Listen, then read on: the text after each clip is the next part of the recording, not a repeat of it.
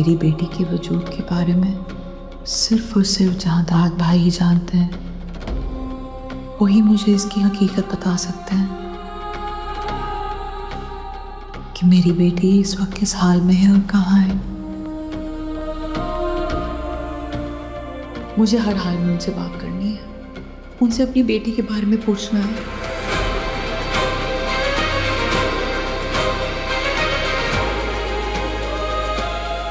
लेकिन वो अभी तक मेरे कमरे में क्यों नहीं आए?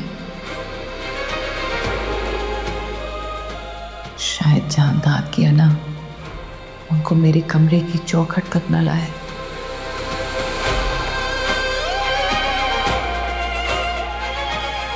मुझे खुद ही इस चौखट को आज पार करना होगा, सिर्फ और सिर्फ अपनी बेटी की खातिर।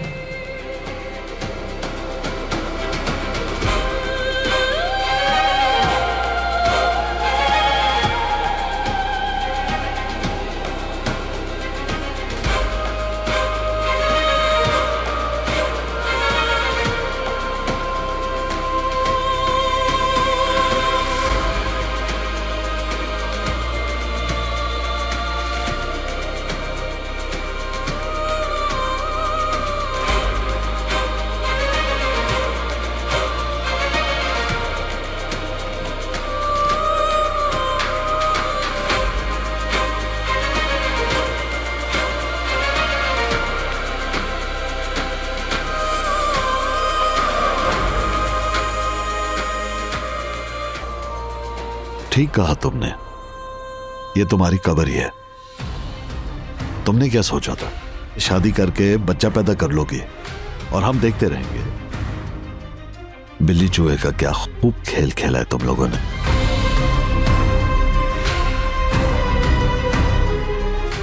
मेरा बच्चा कहाँ है?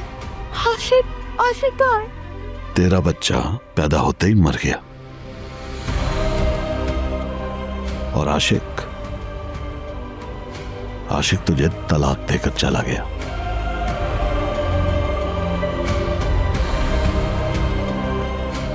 खुर्शीद,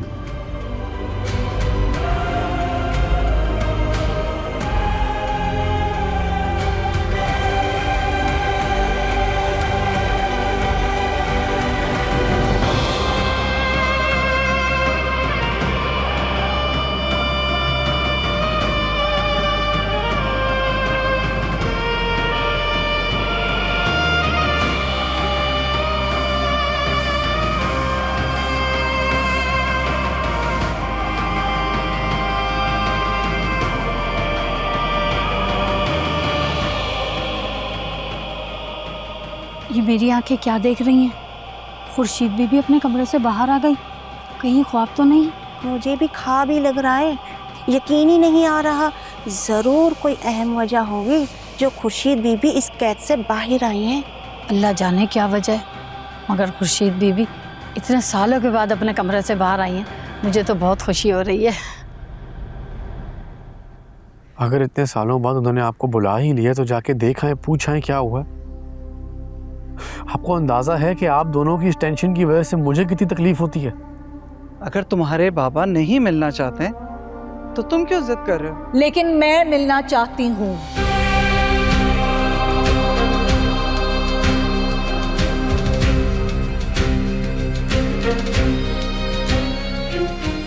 कुछ जरूरी बात करनी है मुझे तुमसे।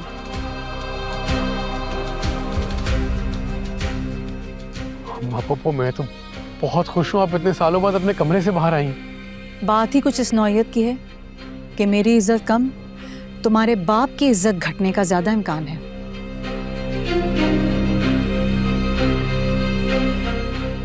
बैठो ना, खड़े क्यों? सारी बेचैनी मेरे मुकद्दर में लिखकर तुम खुद इतने बेचैन क्यों? शुक्र करो कि जहांदाद मीर अली ऑफ सुंदरगढ़ तुम्हारा भाई है, और अगर तुमने अपने आप को उसकी जगह रखकर देखा होता न, तो शायद आज तुम्हें उससे हमदर्दी होती। वो भाई जो खानदान का बड़ा है वो जिसकी मंशा के लिए गांव और खानदान वाले इंतजार करते हैं, वो भाई जिसकी वजह से हुकूमत में लोग जाते हैं या जाने से रह जाते हैं।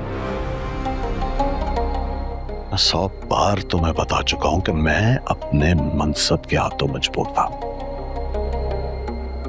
मैं तुम्हें तुम्हारी मर्जी की शादी करने की इजाजत नहीं दे सकता था।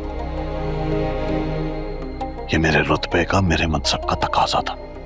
भाई तुम्हें याद है उस दिन तुम एक पिस्तौल लेकर मेरे सामने आ गए थे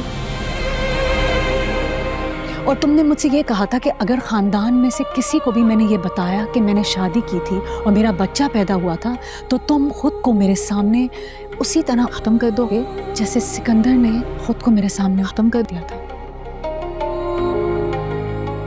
और तुम्हारी इस बात से डर के मैंने खुद को अपने माजी के साथ इस कमरे में कैद कर लिया कि जो कुछ बचा है वो मेरा भाई है और कहीं वो मर ना जाए।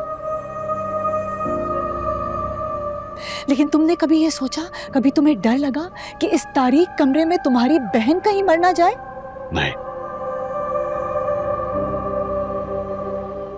नहीं, नहीं, नहीं।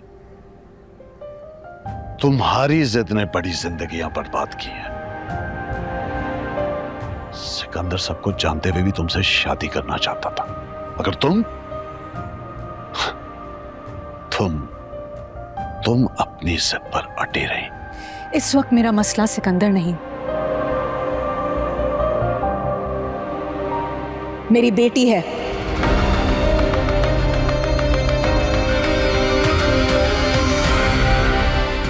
किसकी बेटी? मेरी बेटी।